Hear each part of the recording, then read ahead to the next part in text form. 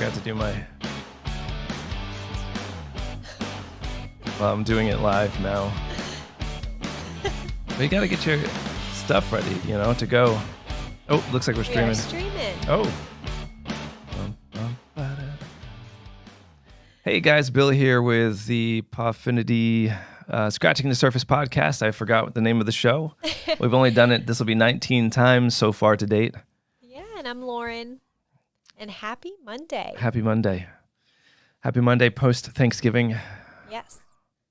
Hope you had a wonderful Thanksgiving full of a ton of food. And no COVID, please. And Let's keep no COVID on the side. We want turkey without the side of COVID. That would be great. I think that's the ideal. Whoa, I almost stopped the stream by accident. Ooh. Okay. Whew. Well, before we jump into this week's topic, let's see, what's new? The Thanksgiving giving. Yes, or the Christmas sharing, yes. Christmas sharing. That's Well, we what I already was did gonna the say. Thanksgiving. No, we were able to find, we actually got one nice family. I can't remember where they were based out of. Texas. Texas, Temple, Texas. I Yeah, think. they were based out of Texas, and they got nominated. So we sent them a nice gift for the Thanksgiving holiday. So that was fun. Absolutely. And and tell them about the next one. Yeah, so we have launched our third annual Christmas sharing program, which is similar to the Thanksgiving giving one that we do. So you can nominate families with kids to that need gifts. So if they're having some hard times this year, Maybe we should do this on Tuesdays. Yeah, so we're going to donate, some gifts to a family in need. So you'll be seeing more about that coming up on our social media, and you guys can nominate families for that as well. We can't guarantee that everyone will make it. It's just a few select families, or it's a nomination, or how it goes. But cross your fingers and dot your T's and cross your eyes. No, cross your eyes and dot your T's. Whatever. All right, guys, so we're getting on. What is this week? Let's talk about what this week is. We are talking about reminders. Yeah, so 4 reasons why you need reminders. This is a quick one, but it's going to probably, hopefully open some minds, give you guys some information that you might not have had before the podcast, which that's the whole point. Yeah, so we all know everyone is really busy. Reminders are really important. So we are going to discuss why. They're so much so important. We've come across all kinds of different work models where people want to avoid the cost of, let's say, text messaging, which you should be paying for that. That's a service, and you're either paying for it through your. Is my mic blowing out a little bit here? Well, I feel like I'm really loud today. Oh, you sound normal. Okay, because I can pull this down. If it starts to check.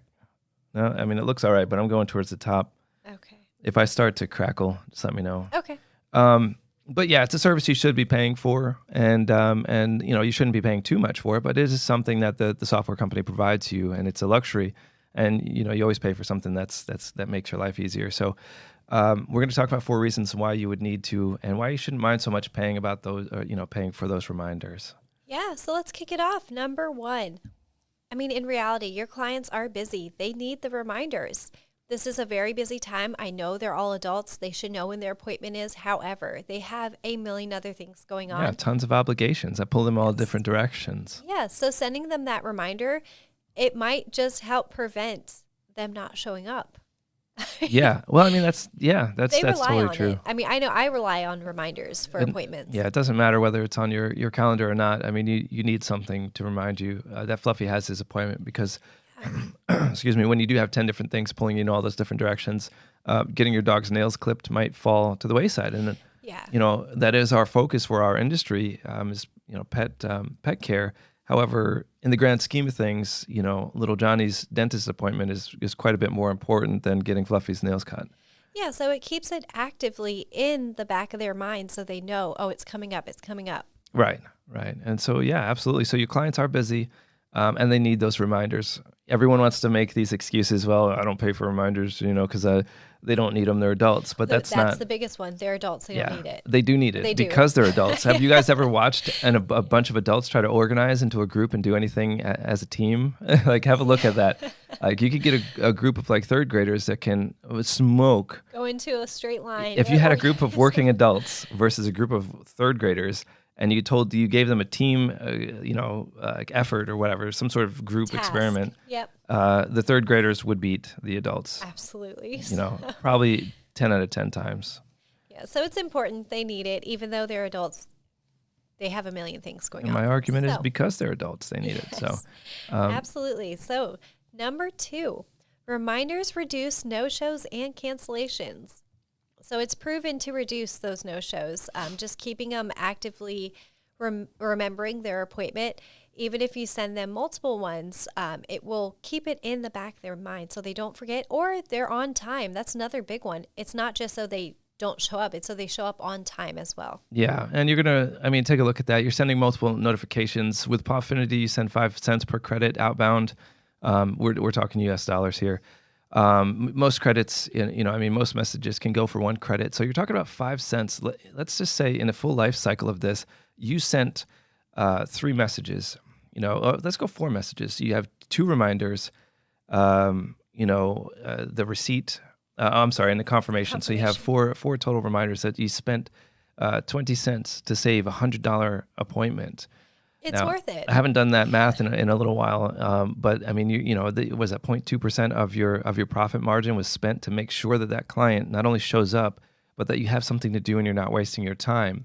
It also gives you an opportunity to keep that client in some sort of schedule and solidify your book to make more even revenue stream for your business. Yeah. So 20 cents, please. I'll take it. Yeah, absolutely. It should just be considered a business expense, absolutely. A cost of doing business. Absolutely. Cutting back on your notifications for your client is not the right way to go. Since there are so many, maybe we can create a list for one of these podcasts talking about ways that they can save money. Because the first thing people think of is cut off their software. I don't need that. I'll just write it down. Yeah. That's the last thing that you would want to do. And the first way to put yourself out of business, it would be to stop using the software that's basically keeping you that's alive. A great one. Absolutely. Yeah, I think that's a good one. Yep. But also, if you remind them of their appointment well enough in advance, it gives them the opportunity to schedule things around their appointment now if they need to move something. Or if they can't move it, it gives you the opportunity to fill in that appointment spot. Yeah, and reschedule them. Yep. Absolutely. I think it's a wonderful thing. You should always be active with your clients. That's the business you signed up for. Unfortunately, if you don't like the gymnastics of the scheduling with clients, then I mean you're in the wrong industry, because the pets, again, and it's not because pets are not important, but I'm gonna guarantee that someone's spouse or child, a significant other or parent or family member or child, or that's the family member, all of those things included. They're way more important than Sparky. I'm sorry to if the house is burning down, do you save your grandmother or do you save Sparky first? Because Sparky could probably run out the back door on his own. But I'm just saying, just if we were talking, super critical, which one's more important? Yeah. The family events are always going to take priority. And so that means that we need to stay at the forefront of the client's mind and remind them, hey, look, we're still here. If something happened to, Granny Williams, let us know and we'll get you in something else. Yeah. Don't just not show up, because that's still very important to me as the business owner that you show up, even though for the client it might not be as important. Absolutely. So we're going to move on to number 3. And so reminders will save you hassle and costs. So that brings me to one of the other I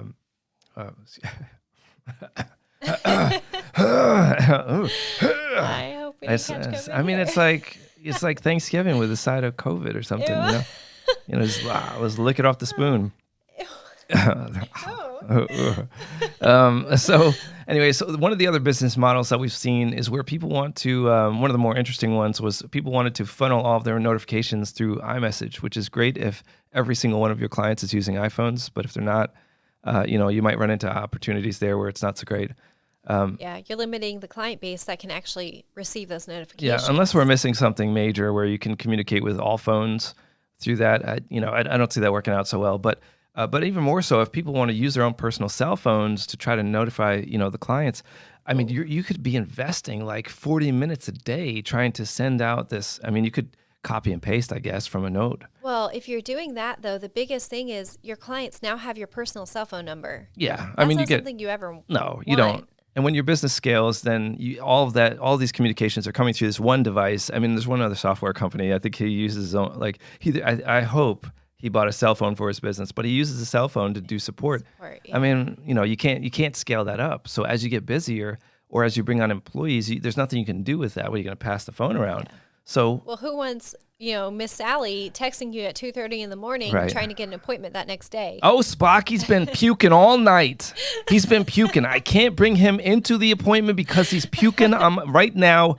Oh no, Sparky is puking. You don't want that ding at 2:30. Yeah, or the voicemail comes in, and you know what I'm saying? And so you keep work with work, try to funnel everyone to the same channel. Again, you don't really want us to field people through Facebook, Twitter, Instagram, Oh, no. You TikTok, Snapchat, limit it. Yeah. whatever other nonsense is out there these days. You don't want to put them through all that because then you have to chase those messages around. And what happens if you miss one? Then the client's like, oh, and they go to Yelp, the first place they go. Yeah. And they say, I contacted them 4 times and nobody ever wrote me back. Well, that's because we forgot we had a TikTok account. We haven't checked it in 3 years. Yikes. So funnel all your people through your software into the notification. Again, it's not just Pawfinity, it's whoever you use. If they don't have two-way messaging by now, just cancel that today and start your free 7-day trial with us or someone else that does a little bit better. But, it makes it available for all of your employees to use. Every one of your employees can then message back to the clients if they have that permission and take on those messages. And it saves you the hassle because now your notifications are going out automated. You're not doing anything. Absolutely. So it shouldn't take you more time to send these reminders, but it could save you so much in missed revenue from no-shows. Well, let's have a look at how much. Where's the calculator?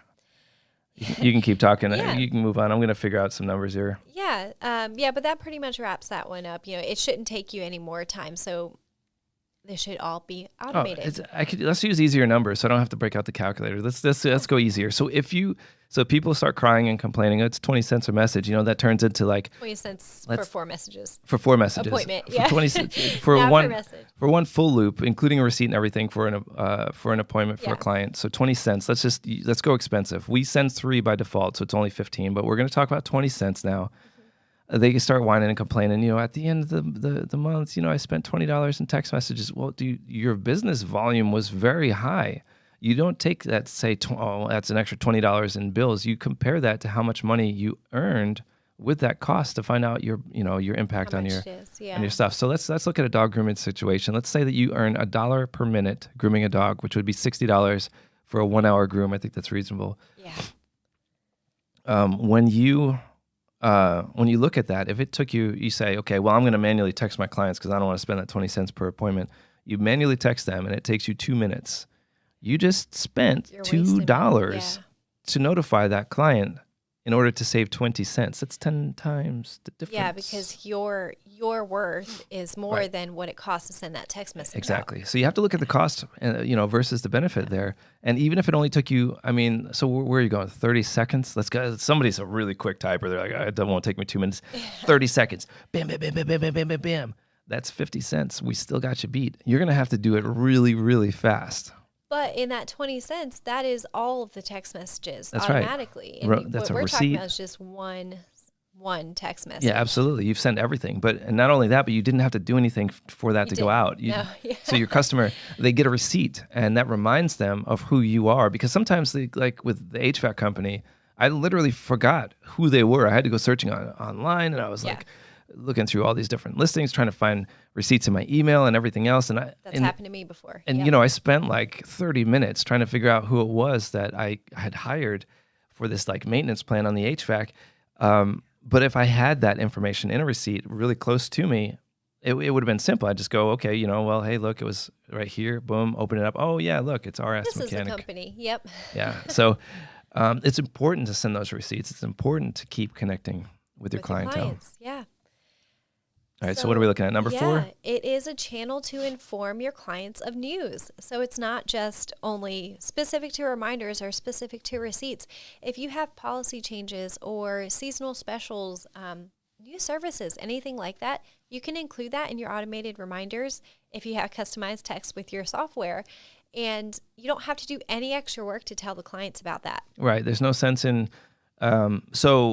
there's no sense in spamming your clients. So there are 2 different types of messages, and I'm not going to go on this big, huge tangent like I always do. It's informative, though. Well, it is, but a lot of people start glazing over, I think, sometimes. But this is important stuff. So if you don't listen, then you're actually missing out because we're giving this to you for free. But There are two different types of messages. One is transactional, and one is just it's basically spam. Anything that's not transactional is spam. So let's just summarize it to transactional and spam. But the third type doesn't really apply in this scenario, but transactional messages would be a receipt, would be a reminder, would be something that the client's expecting and something that they've basically invited to themselves. Yes. Spam is anything else that they haven't. If you're contacting them saying, "Hey, look at our specials, look at our specials, look at our specials," and they didn't sign up specifically for your newsletter, then you're That is spamming them. considered spam. Yeah. So a lot of times people want these big bulk messages, and it sounds great, but what ends up happening is your software provider they get put on a blacklist, and their messages start getting bounced to spam. And it's not people are like, okay, well they can just check their junk folder, but that's not really the case. That's stage one of spam blacklisting. Stage two is going to be where the actual ISPs. I'm sorry. Stage two is where the software that's running your email, the email provider, rejects that email straight out of the gate before it even touches you. Step three would be where the ISP, the Spectrum and whoever else, they've identified and flagged your emails as spam, and they don't get anywhere. It's like shooting blanks. Like it goes out into the internet and just Yeah. It fizzles away. so you end up with no delivery. The software provider ends up getting blacklisted and having to either change their contact number or just hide the fact that none of these messages are delivering. And the biggest part is that affects all the messages going out. So that would affect their regular transactional messages as well, not just any sort of like mass text message or anything. Right, because from the digital perspective, there's no difference between a single piece of spam and 4,000 pieces of spam. Yeah. And as all Spam is spam. Yeah, spam is spam in a can. Pop it out and get a spoon. Rah.